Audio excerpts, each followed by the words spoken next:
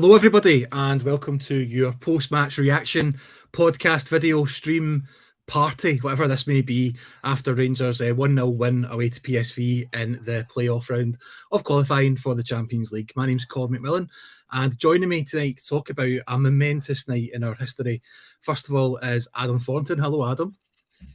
Hi, Colin. How you doing? I'm actually all right, mate. Yeah, I'm not bad. I'm okay. How are you? Yeah, fine. I've made an arse of that intro there by putting our faces on the screen too quickly, but I'm absolutely buzzing. And this is going to be an absolute rabble. It's just going to be three middle-aged men shouting at the screen pretty much. So hopefully everybody's up for that, because that's what you're going to get. Absolutely. Speaking of middle-aged men, we're also joined by Martyn Ramsey. Nice. Hi, Martyn. How are you, my friend? Thank you, Colin. Thank you, Adam. Yeah, I'm very well. I've had worst nights following the Teddies for sure. Heart rate is still pretty high, far higher than it probably should be. But yeah, this is more momentous than I maybe anticipated even earlier this evening. You say you've had worse nights. There was parts of that were damn uncomfortable. I'm thinking the last 15, 20 minutes in particular, where seconds felt like minutes, minutes felt like hours. I was always confident, but I still always had the fear, Adam. And I suppose that's just what you get with high stakes games with so much on the line. Do you know, I would never ever say it, but they didn't look up to much in that second half. You'd never say it at the time. You don't ever want to say there's a kind of feeling of inevitability once the goal went in, but I think in hindsight, it sort of felt that way. They had that burst at the start. They had the burst just before half time. They had a couple of decent chances, but we went in at half time probably still unlucky to be drawn, I would say. And the second half, we managed it so well, as we'll come on to. So when you take away all the fear, etc., and it's easy to say it now, a wee bit after eventing, but there wasn't too much in that second half that you'd be panicked at in terms of them creating fantastic chances, etc. It's just more about the nerves of the occasion and what it means, I'd say. Yeah, Martyn, they were much more reactionary in the first leg, whereas tonight they did seem to, dare I say it, crumble a little bit and not really recover from going behind. And I expected instant reactions from them. They made chances. They probably had the better chances of the match, but we defended well, and they just seemed to lose faith and stop believing, I think, towards the end. Lost faith rather than crumble would be how I would describe it.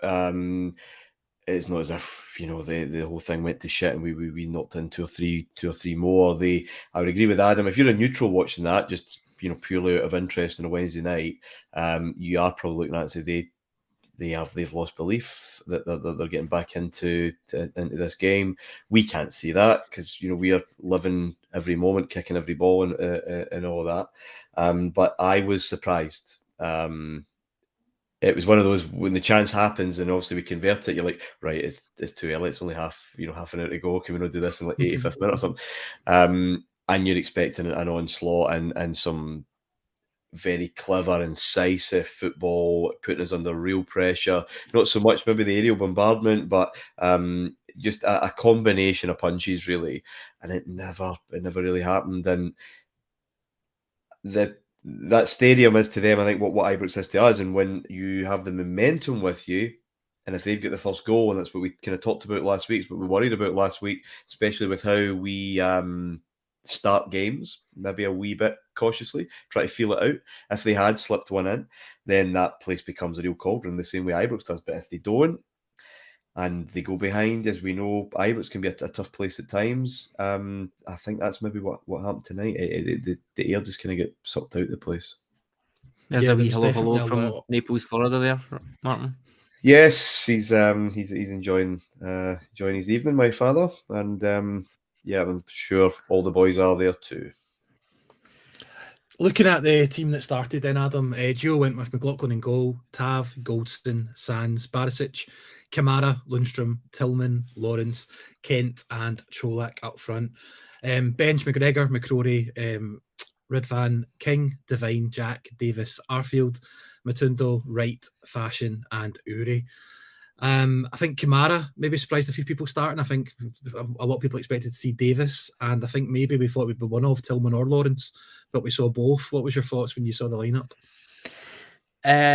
This weird paradox where we're more attacking away to PSV in a Champions League qualifier than we are at home to Kilmarnock, aside, because I'm getting bored thinking about that. It was decent. I'd maybe have wanted a little bit more pace on the break, and I think that probably played out in the first half, but a wee bit surprised to see Kamara. I thought Davis would come in to just control things. Have to say, I think he was maybe sloppy for 10 or 15 minutes in the first half, but I thought after that, Kamara come on to a really, really good game in there, just using his body the way that he does, bringing the ball in and just turning and kind of making that space, not necessarily impacting the game, but just giving us what you would need away in Europe. So I was pleased with the team. Maybe a little bit more pace would have been ideal, but no complaints. Martyn, I think one of the main contributing factors to us going through tonight has been the extreme levels of pettiness at kickoff where we swapped sides. A bit of maybe revenge for them doing that to us at Ibrox, because few things annoy me more at Ibrox when away sides do that, and I love the fact that we did that before the game. Yeah, but again, that's their home, right? That's their front room. The same way that we get very, very annoyed if we're shooting into the Colin in the first half. It doesn't feel right, and the whole dynamics of the ground aren't quite the same. So you use what you possibly can, and yeah. There's always room for a bit of pettiness in football, but Totally. I'm not sure we still don't think we started brilliantly, which I think a lot of people feared that might be the case, because I can't remember the last time we started any game. Well, to be honest, maybe Braga at home. So we did. It was. I was going to say, Martin. It was we got a corner right away, and then we kind of fell away off the back of that. And something that you pointed out during the game was a lot of gaps appearing in our midfield early on. Well, someone had pointed out pre-match with a valid concern, didn't really turn out to be a guess in the end, is that's the third match in a row that Lundstrom's played with another kind of partner in there. It was Davis at home to PSV, it was Jack on Saturday, and it was Kamara tonight. And it took them a while. PSV were filling this massive space. I don't think anyone really knew where they absolutely had to be. So shape wasn't quite as it should be. But yeah, I think that the story of the first half is has been said. The first 5 minutes, not great. The last 5 minutes, definitely not great.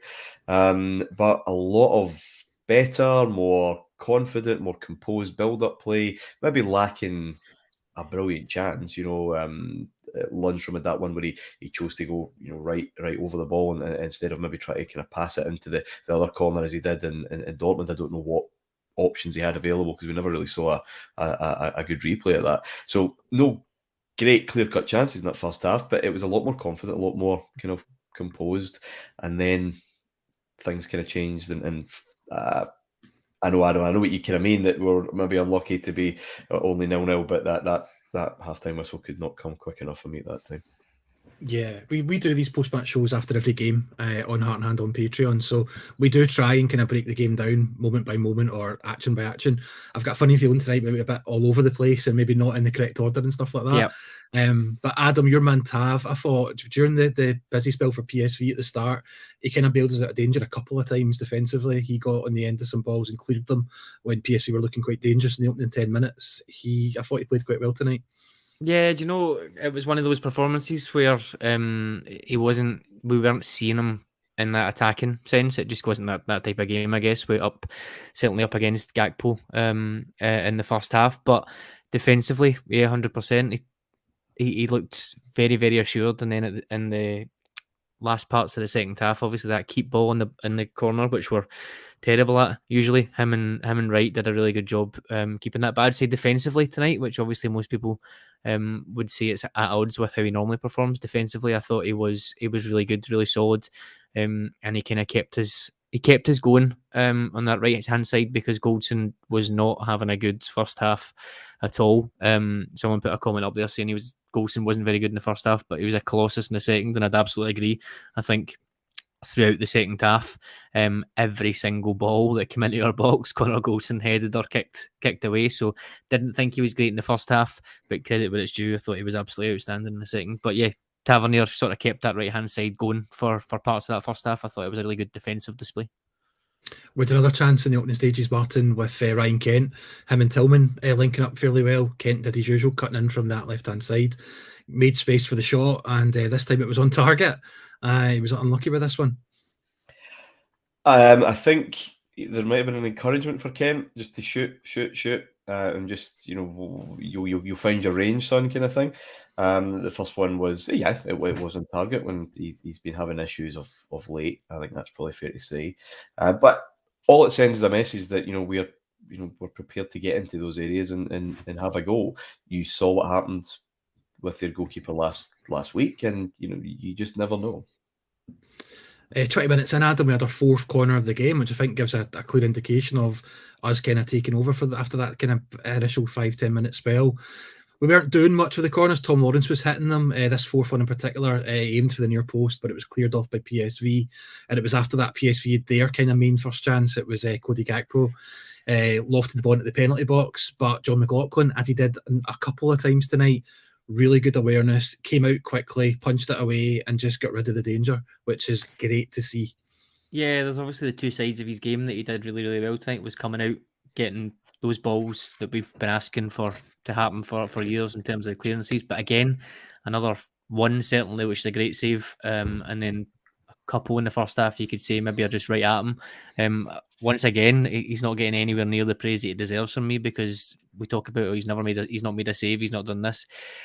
I think everything that we've kind of landed on him in the last 4 or 5 games, he's not put a foot wrong at all. So I thought it was fantastic. But that just takes the pressure off. We see this all the time. Just someone that's going to come out and just take that away, particularly if we're not doing very well at set pieces and we don't have tall enough players, is the complaints when you've got a keeper who is a big guy coming out and claiming those balls, or at least getting them away from the danger area. It really, really helps us.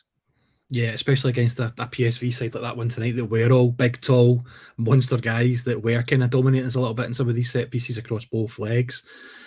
Martin, our probably best chance of the game came next. Some really good link-up play between Kent and Tillman, who eventually found John Lundstrom, who took a shot from distance that just went wide. He was shooting from distance. Sometimes it is going to go wide, but the big thing for me was the play before that and getting him at that position.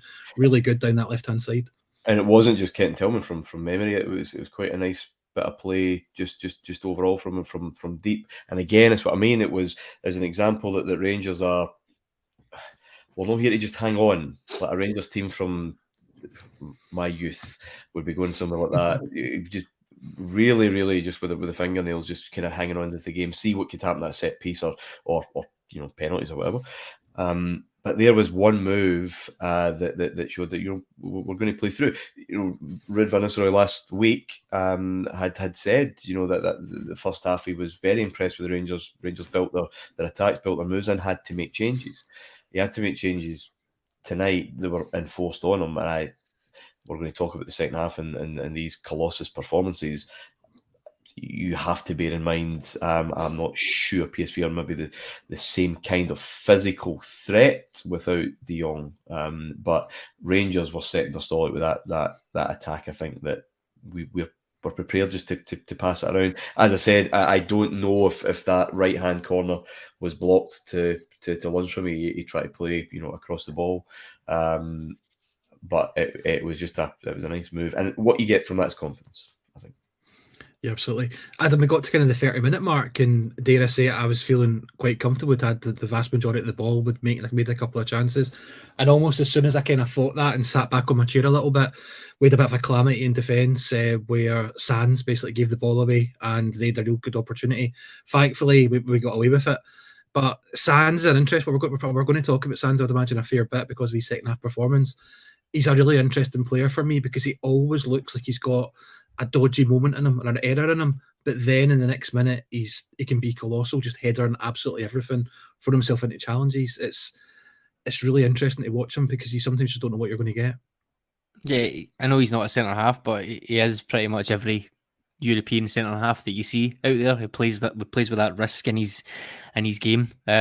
He's obviously a defensive midfielder, very, very comfortable on the ball. Probably doesn't know how to use his body physically yet. Probably not at all, regardless of the position, because of how young he is. So that will absolutely come in time. There is an element of risk to his game, you're right, and there are those instances because he's trying to play those risky passes and he's trying to push through the lines, or he's trying to miss out Goldson and play it to Tavernier.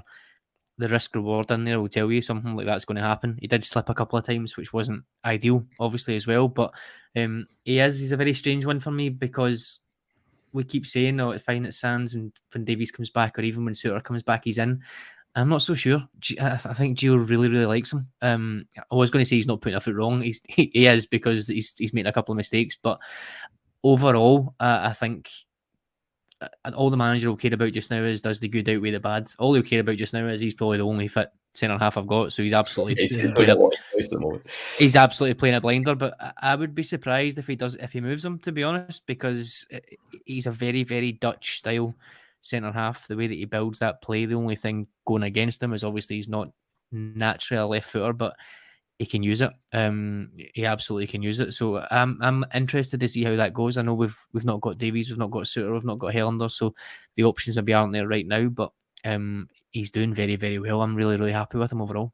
Because of his height or lack of height, and because he's not left-footed, he could so easily be out of position, caught in big moments, be a real problem. But his awareness, his reading of the game, kind of negates that at the minute. Now, chances are that's probably not a longer term solution, and we certainly need to be looking at finding a place maybe at the base of that midfield, because his use of the ball, and again that positional awareness, risk awareness, really, it can still be of use, just that wee bit further up. But just another exceptional performance from him. He really, really has been one of the revelations at the start of this season. Yeah, he's a guy that if his future isn't at centre back, he's a guy I would have in that midfield ahead of like your Ryan Jack or even your Glenn Kamara. I think you find a space for him, for me anyway, before those two. Martyn, there was a couple of big chances for PSV around about the 37-minute mark. A really good cross in that De Jong just failed to connect with, literally inches, which looked like a certain goal. They then won a corner and they got a free header from it, and thankfully put it over. Maybe just a timely reminder that this team are still capable of hurting us, and we were still not the best with balls into the box. Yeah, that was the kind of moment where that confidence and assurance that we displayed for 20 odd minutes started to erode pretty quickly, because it was coming. Again, if you're a neutral, you're probably thinking, right, you can smell a goal, and as fans, we do tend to worry a wee bit. We tend to catastrophize, and how is that not 45 minutes? When's this half time going to come? And not looking too clever across the ball, across the back line with that cross for De Jong. Memories of Seville again, and memories of last week when there's just this lack of organisation there. But they had their moments there, didn't capitalise, and tough shit. It was at this point in the game, Adam, that you mentioned Glenn Kamara had really started to go into the game, in your opinion, and was starting to show himself about a little bit better than he probably has previously.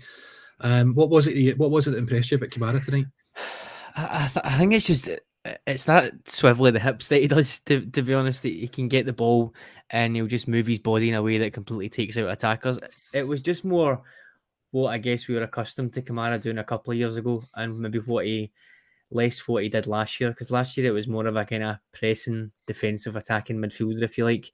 But it was just that kind of calmness on the ball, not pulling up any trees and creating any kind of great opportunities, but just kind of getting himself into situations where he could just take the sting out of it. Just always being that spare man that he stick a toe in or sneak the ball away from the attackers. So overall, I thought he had a really, really good game. The debate will rage on about whether he fits into the team, whether we can afford to have a player like Kamara when we maybe don't play that style moving forwards. Maybe the Champions League changes that. Maybe we're going to have to sit and play these type of defensive midfielders in the Champions League. I don't know. That will rage on for the next week to 10 days until the window closes, I'm sure. But for today and for tonight, for such a great performance for us and such a monumental achievement to get through, I really thought Kamara had a very good game. Yeah, Martyn, PSV finished the half strongest with a couple of chances. There was a really good save of McLaughlin where the ball he chested it and then bundled it. I don't know how much he had to do with it hitting him in the chest, but he recovered right away from it and grabbed it, which was great. And then there was a bit of a defensive mix-up where Cody Gakpo was able to kind of dance through a couple of defenders and get a chance away, but he was quite wasteful. and we got away with that, and that was half time. And I think probably you would describe that half as a bit of a dodgy start, a great middle, and a bit of a dodgy end is probably the best summary of that, I would say. It is a summary, but again, go back to last week when David and I did our post-match at Ibrox after the presser, looking ahead, just get 0-0 at half-time is great. 0-0 at an hour is great. Yep. You're expecting an onslaught, you're expecting wave after wave, you're expecting this crowd to really catch fire, and if you can avoid that by this point, then you're absolutely in this game. Then the nerves start to take root in the opposition, and Rangers. I don't think it's any coincidence that the second half performance was played with a lot more freedom, was played with a hell of a lot more concentration. There were some issues in that first half. Goldson did not have a good first half, and there were a few players that the ball just wasn't quite sticking. At the end of it, maybe getting the substitutions, but I mean, they're not on for too long. But is there anyone who started that second half who you wouldn't have said was a 9? It was just a proper Rangers second half performance, fully committed, fully concentrated, no nonsense, and more freedom. And that's because as time ticks on and you're the away team, you just start to feed off that, and the neuroses is completely on the other side. Adam, at half-time, were you happy with the way the team was lining up, or would you have made any changes? No, I was fine. I think there was just a few opportunities in that first half that we probably could have benefited from a little bit more pace. If you think there was one where Lawrence was not necessarily clean through, but there was an opportunity on that right-hand side. There's maybe a couple where Kent and Lundstrom could have played a kind of switch of play that maybe a Scott Wright or a Sakala would have been in more space for. The issue that you've got is all of our technical players appear to be quite slow, and all of our fast players don't appear to be technical, if we're going to be nice and kind about it on tonight of all nights. So that is the trade-off there, I guess. So obviously the way things went, then no, I think the manager played the subs to perfection when they did come on. Certainly the Scott Wright one anyway. So half time 0-0, like we said, quite happy with it. We never think sitting at home, we never think about the home crowd in that sense, the PSV crowd. You think us at Ibrox at 0-0, if we don't come out and start well, which PSV didn't, they're going to get quite angsty, they're going to get on the team's case. We never really think about that. So just because we're conditioned to just always go and win and think about Rangers. So at half time, probably sitting there thinking, yep, maybe a little bit of pace would have been ideal, but overall pretty happy, especially because of the way that the first half ended in terms of the chances that they were getting. Martin, we kind of started the second half the kind of way we finished the first half. PSV had a number of chances early doors. They were breaking down the right, and we looked as if they were away actually. But Sands again, a really good tackle to break it up. They had a free kick into the box. Max got in a free header on there, but he was offside. But he should have done better anyway. And then Sands gets us out of trouble once again with a great challenge. It was after that we kind of turned the screw on the 55-minute mark and we came back into it. But it was a kind of worrying start to that first half for the 10 minutes or so. Yeah, I ask again, do we ever really start second half, start matches absolutely on fire? We just like to feel our way into a game. Yeah, they had their moments. I don't think they felt as dangerous as the ones at the end of the first half. I know what you mean, the boy should have scored the header, but he was miles offside. I don't know if he kind of knew that himself. It's one of those. But again, I thought you're seeing a lot more tenacity, even in defence, even though they were having their spell. It felt we were defending more positively. There was more aggression about that defending, more aggression about the clearances and the cover. I felt that spell just before half time, we got away with it.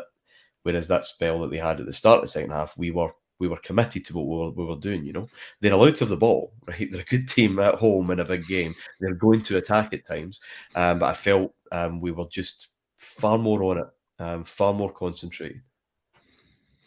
Adam, our probably best chance of the game came in the 55th minute when Tom Lawrence had a shot that came off the bar, really close. He had 3 opponents in the box around him, and he managed just to kind of hold them off, find room for himself and get the shot away.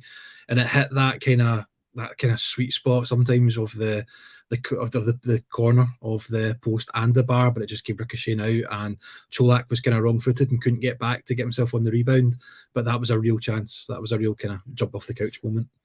It was. He worked that very well for himself. Obviously, he's not rapid to kind of make some space for himself, but he managed it quite nicely there. I thought that was an all the way. I have to say, it was when that came off the bar, I was absolutely devastated about it. But PSV in that second half looked De Jong going off. I don't know if we can really underestimate that. I know he's probably had a bad rep from being at Barcelona, etc., but he's still a fantastic player. They lost their focal point.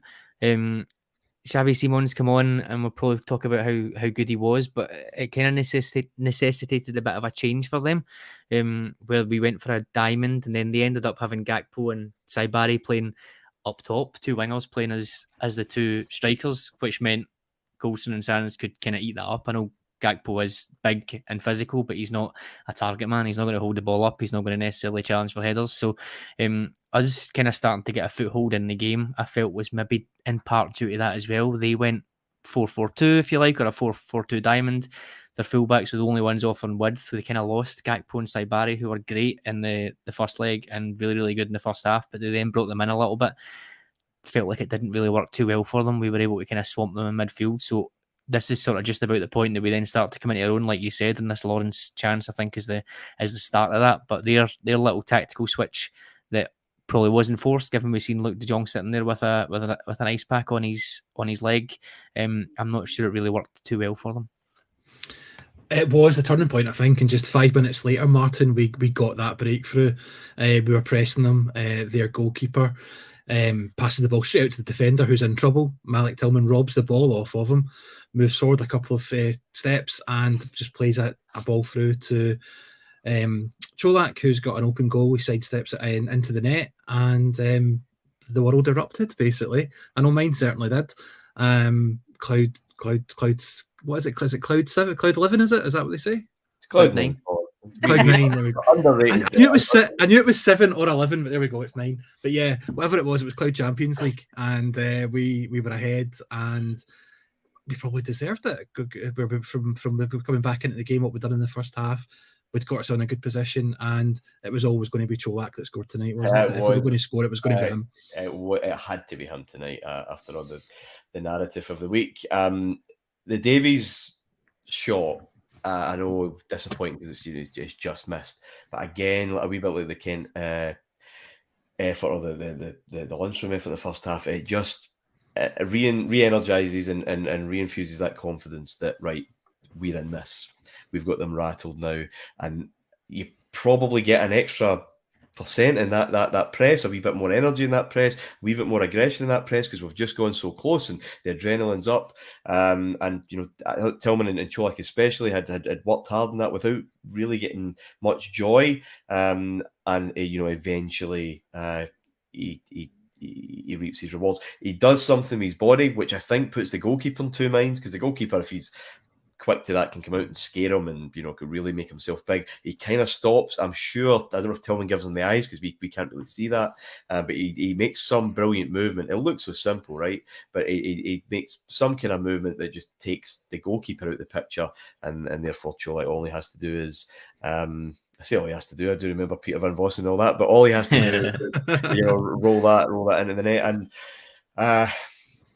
we're kind of back to defensive error, capitalising, 60 odd minutes gone. Yeah, we've been here in a big European game recently, but we're on, and it's now about that aggression that we've shown. I think a renewed aggression. I didn't really see that in the first half. Maybe I was watching a different game, but it just looked like a different Rangers team, and a Rangers team that were not letting this one go, and a PSV team quickly. I just don't. Maybe without De Jong, I just don't think they believe. Even though they've got some incredible players, I'm not really sure they really believed it was going to happen. And Rangers players just grew. They just immediately just grew. And there could be more, I feel. It's interesting. I was going to say there, Colin, sorry, just on the goal, people, I'd imagine neutrals, etc., watching will be say, oh, well, it's a PSV mistake and then it's a tap-in. But Tillman's quickness of mind to get on that first of all, but then you look how far up Cholak is pressing as well. Both of them up there pressuring the goalkeeper from those short goal kicks, etc. was huge, and you need to be there to get the chance. Really, really good from Tillman, because I think most other players that we've got would probably have had a shot there. Certainly guys like Ryan Kent, Morelos, Sakala would have had a shot there. You don't know where it's going to go, but just that kind of quickness of mind just to give Cholak that tap in, and Cholak, to be fair to him, to get up there as well, to be there for that tap in, I thought was really, really good. So the other side of that, in terms of how well we were pressed and how aggressive we were when they had the ball, I thought was really good, outside of obviously being a brilliant goal. Yeah, absolutely. Just staying with you for a second, Adam, one of the things that I noticed after the goal was PSV, although they still played occasionally good bits of football and had opportunities, it became more of a battle. It became more of a kind of rough game. The yellow card started coming out, and I think that actually helped us more than it helped them. I think that's what we wanted.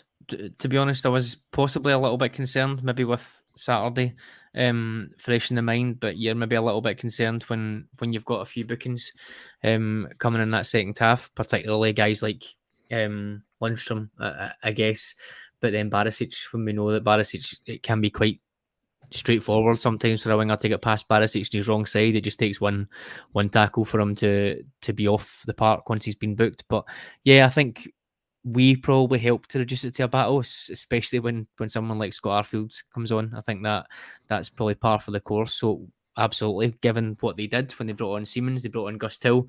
They're looking to swamp us in the middle. They're looking to make it technical. They're looking to get round about us and try and get those fullbacks on the outside to create those kind of angles to get the ball into the box. And we didn't let them do it. We kept them centrally, and we took the ball off them at ease. I thought Lundstrom in particular in that second half was absolutely huge at that. Can talk about, also I would have to say I love the fact that he still went out and did another cynical challenge in this half. Even what happened on Saturday, that just shows a confidence in his own ability. That wasn't a red card on Saturday, we know that, but to go out and still have the confidence to go and do that again is fantastic. So I thought we kind of reduced them down to it. Maybe trust the European referees to do the right thing, Adam. Probably. We actually had another great opportunity on 66 minutes, Martin. A Tillman chance after the referee did well, actually play advantage. Kent breaks down the left-hand side. He finds Tillman, but it's actually a fantastic save from their goalkeeper. But it could easily have been two. Yeah, it's good all round, really. He's done everything right. He's kind of kept it low. He's trying to get across as much as possible. Their keeper's not the greatest two games, that's probably fair to say, but he was superb there, I thought. And again, though, like the Lawrence crossbar incident, it makes them aware that we're not just going to dig in, right? I think that, as we saw on Saturday, by not leaving any threat up front when we went down to 9, obviously completely different circumstances. But if you are completely digging in, we're seeing 25 minutes out here, have your best, then that just invites pressure and pressure. It keeps in the back of their mind that Rangers could get a second here. In fact, Rangers look more likely to get a second than we do. But it's not just lumping stuff in. It's not just being route one. There's some good interconnected play, and Tillman was unlucky. But I know this is the Champions League or Champions League kind of qualifier, although it's technically, I think, now is the Champions League tonight. We've seen all that. We've seen all that in Europe for 3 or 4 years. We've seen Rangers play that way for concentrated spells. So because it's got a new badge on it, or because it's they're clearly a very good opponent, but this fucking team in Europe, man, they just deliver and just keep delivering of their best, which is all any supporter can really ever ask. Yeah, I think we use it as a negative, don't we, Colin? I was going to say we use it as a negative in the league when we think Van Bronckhorst maybe can't get the consistency in terms of that monotony of winning domestic games week in, week out. But when he comes up against an opponent and he's got to outsmart them over 2 legs, this record is just absolutely incredible. You can argue in the cups as well. Certainly the Celtic game when he just has that. Maybe as a cup manager, I don't want to get into the whys and wherefores of how he's going to go for this season, but maybe it is just that. But you can't deny that the backroom team, when they come up against an opponent, that they're getting it spot on. Maybe not both legs, definitely not both legs, but overall, they've been absolutely near flawless.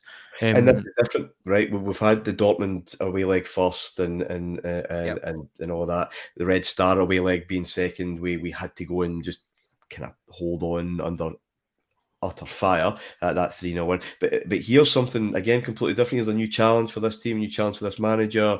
Basically, that leg last week, that game didn't matter. It had no relevance whatsoever because the way goals been taken away. So how does this Rangers team go and just have a one-off kind of cup final away from home? And yeah, you've got to sometimes kind of ride your luck, but you do make your own luck by just getting the decisions right, getting the team selection right, the individual battles over the pitch. And I think you're right, Adam. If only we could just treat every week like a cup game. Just pretend. Yeah. Maybe we just need theme music in the SPFL or something like that. That's all we kind of need.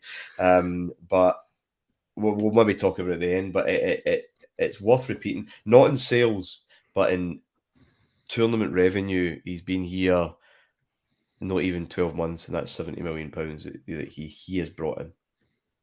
Yeah, he's done a fantastic job in that regard. And something does that impresses me, Martin, is that he, especially after the first leg against a team, he seems to learn so much from the first leg and takes it into the second leg. He's commented on that himself, saying that scouting teams before a game is all very good, but you learn more after you've actually played them.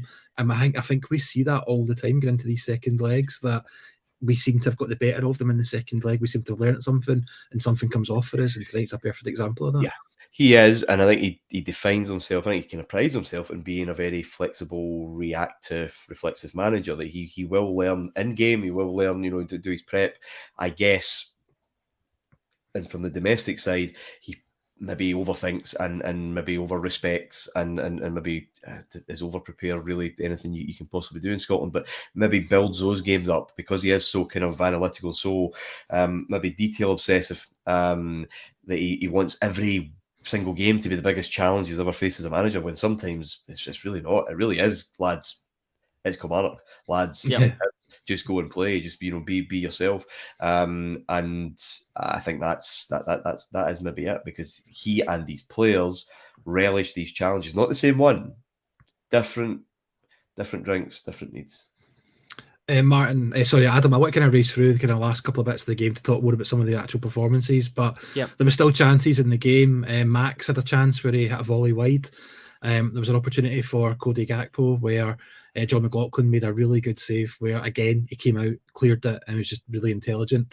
But 15 minutes to go and time was ticking by so slowly. We brought on Arfield and Scott Wright. We brought on Sakala in the closing minutes. I think Scott Wright actually did okay when he came on. He had a chance where he went down the right hand side. He won a free kick. He stayed down and took some of the sting out of the game, which I like to see in these sort of matches. And I don't want to say the last 5-10 minutes or so was comfortable, because it certainly didn't feel comfortable. But I can't think of any massive chances they had in the last 10 minutes or so. We just held on and we played a professional game and we got ourselves through the tie, and that is all that matters. Yeah, I guess defensively, in that last 10-15 minutes, they didn't win a ball in our box. Goldson, I think, won 9 out of 10, certainly, there, which obviously helps. There wasn't much in the way of opportunities. There was no balls flashed across the box. There was no goal mouth scramble. So I guess in essence, when they're just shelling balls into the box and they're not that type of team, then it probably does feel a little bit comfortable. And we did have a fair amount of the ball. We were able to go on the break. 100%. Scott Wright did that. He was very, very good, but he still did that one Scott Wright move that he's got every game, where he'll bring the ball in, he'll spin, he'll run, he'll keep holding the ball for too long, and the chance will go and he'll fall over. Kent was doing that as well tonight, but at least valuable seconds. Sakala, I thought, was going to take it into the corner, didn't get past his man. But I think that's the experience and maturity that we've spoken about before, is from about 10 minutes to go, say, including stoppage time, Tavernier and Wright were down in that corner, just trying to win fouls, win corners, win throw-ins down there, and we kept it down there for a while.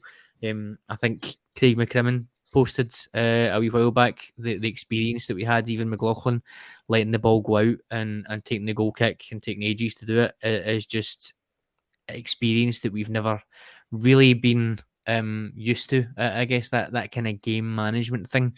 You think back to even the 55 season, the amount of goals that we'd maybe lose in the last couple of minutes of games, but just that sense just to say, right, let's take this thing out of this a little bit. I think, like we said, looking back, I think PSV were very much in the last kind of throws of the dice, and we outmanaged them in terms of the game. So absolutely, the last 10-15 minutes, again, like you said, you don't want to say we're absolutely comfortable, but I've certainly felt less comfortable by a long shot in some of these type of games. You don't get to European final without being able to manage games. I mean, that this squad now knows how to do that, and of course, it's always nervy because anything can happen in football. But yeah, I think we know what this team's going to do. I think we knew how they could handle that. Another shout out for McLaughlin, by the way. That save in that second half wasn't just a save; it was the awareness and him actually leaving his goal line or his goal mouth to go and shut down the danger, being proactive and just negating that threat. We talked about it that last week. He's not memeable. He doesn't have any great sound bites, but he's absolutely fine where he is. And I was very pleased for him because I don't think he gets anywhere near the credit he probably deserves. Martin, just looking at a couple of kind of individual performances, a crazy kind of criticism that Colak's had is that all he does is score tap-ins. It's kind of his job. But I think tonight he showed that he's getting more to it than that. He was chasing down balls, he was going wide, he was pressing. I think he's going to go on to be, regardless of what happens with Fredo Morelos, I think he's going to be a good signing and score a lot of goals for us. He already is a good signing, Colin. I don't know what to tell you. I mean, regardless, you're thinking of what we paid for him. He is he's made that back.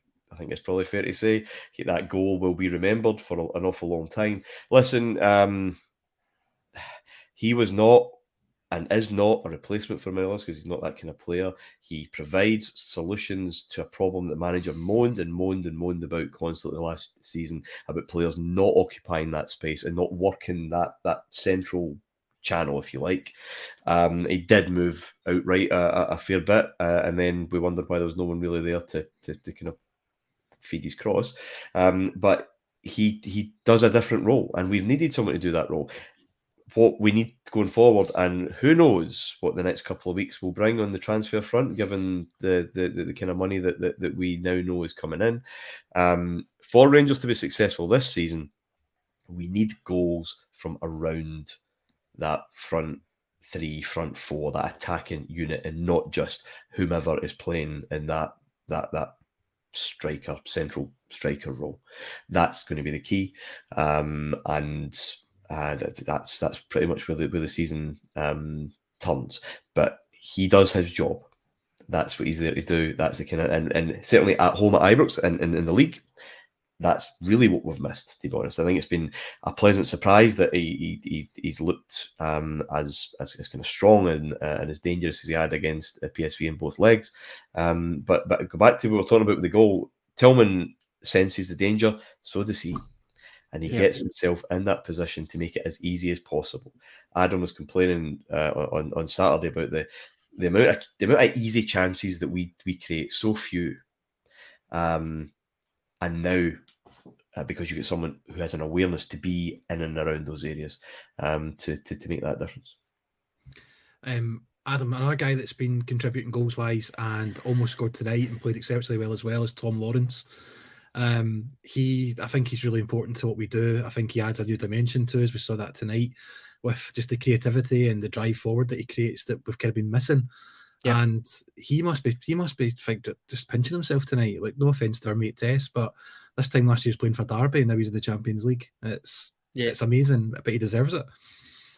He does, and he's a player that I've got lots of time for, purely because, as we've just said, players that can score goals. I mean, what's Colak on now? Is that 5? 5 and 7 games, 5 and 8 games. Yeah. And Lawrence is on 3 already. Colak will hit 20 goals. We've spoken about, obviously Morelos complicates things, the money coming in complicates things. Does that mean we're more likely to hang on to Morelos and get our year out of him? Does it mean Kamara stays till next summer and we use that as our sale next summer? Who knows? We have the luxury to have the options now, but I think not watched any interviews, etc. But I can see some comments coming in that the manager has said he's hopeful that players will be coming in. I don't know what the language is. We have to be very careful when we're talking about the exact words that the manager says this week. So hopefully we'll be getting players coming in to help us out. But the thing that Tom Lawrence has brought absolutely is that attacking intent. Probably one of those players that still will flit in and out of games, although I thought he showed tonight his awareness, etc., was really, really good as well. That was maybe a little bit better than I thought. But you see him with the chance, he just has that ability, that Lampard ability, just to find a yard of space anywhere 20 yards in, and you know he's going to have a decent shot at goal every game, which is fantastic. Martyn, is there anybody they've missed that you want to give like a kind of special mention to or comment on from the team tonight? No, as I said, I think that the second half, especially, every one of them that was a true heroic performance in that second 45 minutes. Not just digging in, but brave on the ball, brave and try to create things, brave and try to create a bit of chaos, some obviously some chances, and how they defended. It was the kind of performance that the fans are proud of, because it's it's got a bit of everything. It has the right result, and no, I there's a shout out. It's what's the manager, because he's managed to do this again.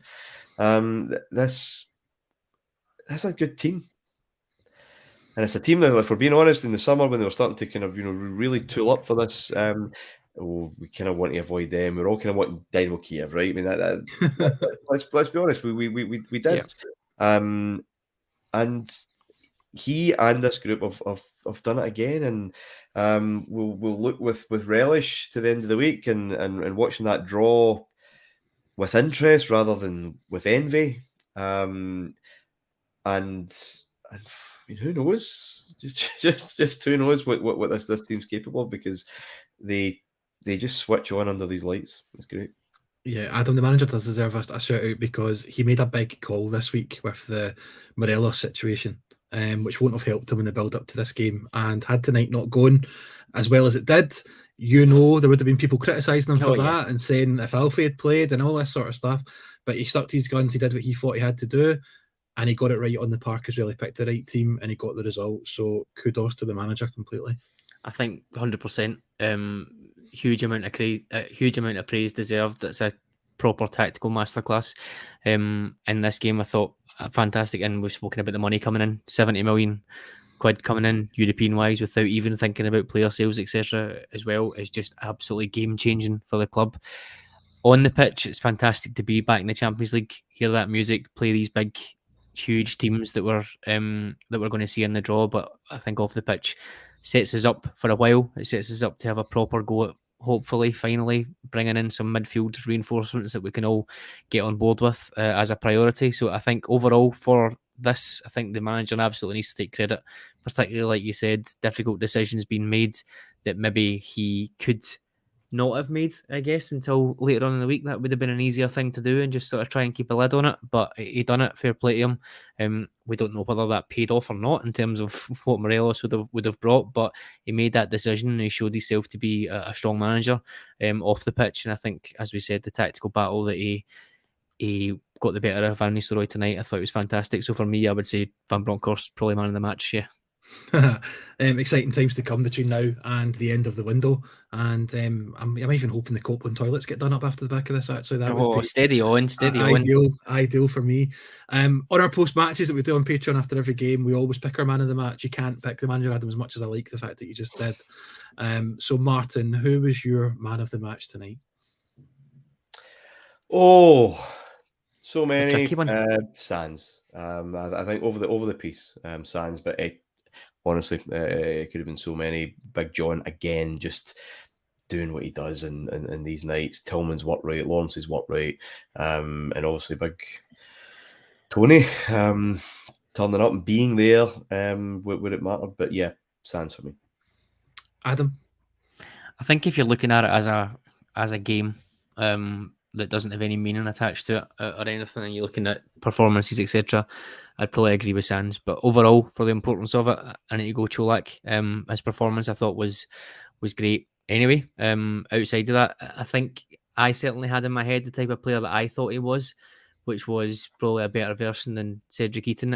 I think that's sacrilege at this stage because he has so much more to him. I think even when we watched him at Livingston, we thought he's going to be this type of player, he's going to be that type of player, but his work off the ball, his intelligence when to press, he's not someone who's going to go and occupy a defence, but he will occupy a defence in different ways. I thought overall tonight, he wasn't isolated at all. He won the ball, he laid it off, he made intelligent runs, he was even going on the outside, down the flanks. I thought he was really, really good, but he scores the goal, and he's always going to be there to score those goals for me. So for that and what it's given us, I'm going to go for Colin. Yeah, I think you've both picked the two main candidates for me. I think scoring goals is always sexier than defending.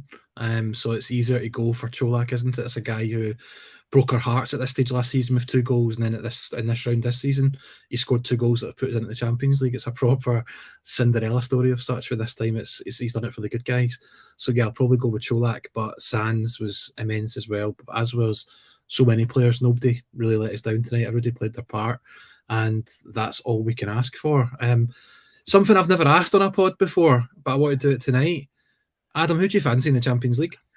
I know that was coming. I just had the teams up there. Who do I fancy? It's a tricky one, isn't it? Because in these ties, I'm always like, let's just get the biggest teams and let's just see what happens. I don't think there's any choice here. We kind of have to do it. If I'm picking, this is personal preference wise, rather than who I want to play, who I think we've got the best chance of getting through.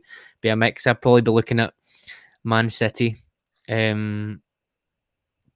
Barcelona, and then from pot 3, maybe someone slightly more realistic that we might get through against. So maybe someone like Red Bull or Red Bull Salzburg or Sporting Lisbon. I think that would go for me. That gives me the right mix of seeing a Pep Guardiola team, going to the Nou Camp, and seeing how Xavi's playing, and then also pot 3. So that I think that would be a decent mix for me. So I'll go for that.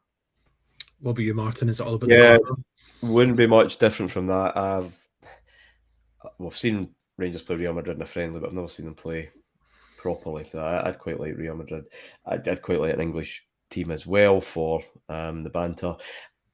Most importantly, a third seed that are doable.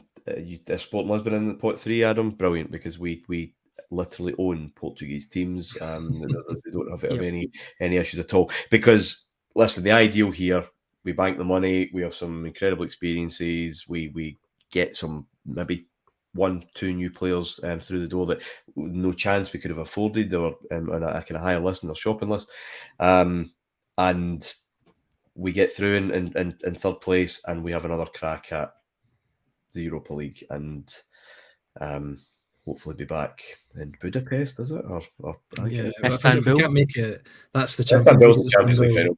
But I think believe yourself, Adam. Yeah, let's steady on. But that's kind of the dream. It's the glamour, it's the exciting games. But if we can get out of the group and into the Europa League and have another crack at that, because we've got unfinished business there. And I think that I genuinely think this manager and this team can do it. I know it's been said loads of times on social media, whatever. This is the journey over. It's done. It's now history. That book can be closed because Or written. Yeah, not by me, but it's got with stage post after stage post after stage post. This is the elite of the sport. There is no greater competition. There is no greater place to be. You can all kid on and say, "Oh, money's ruined sport. I'd rather watch Stockport or whatever." Stop talking nonsense. This is the ultimate in the sport, and for Rangers to be back there, we created this new thing, and that's it over now. And I don't want to hear another word about it. Absolutely. If it was my choice, I'd love to get Real Madrid. I also wouldn't mind another crack at Frankfurt just to beat them. But listen, the draw tomorrow, 5:00 tomorrow night, which is bloody horrible. Why is it not lunchtime like every other draw? No. At 5:00 tomorrow, so we're going to have to wait and sit through work all day, probably doing these silly Excel spreadsheets, fake draws, seeing what we can get. But hey, we're in there, and that is all that matters. So roll on the draw tomorrow at 5:00. I cannot wait to watch it. Adam, thank you so much for coming on the show tonight.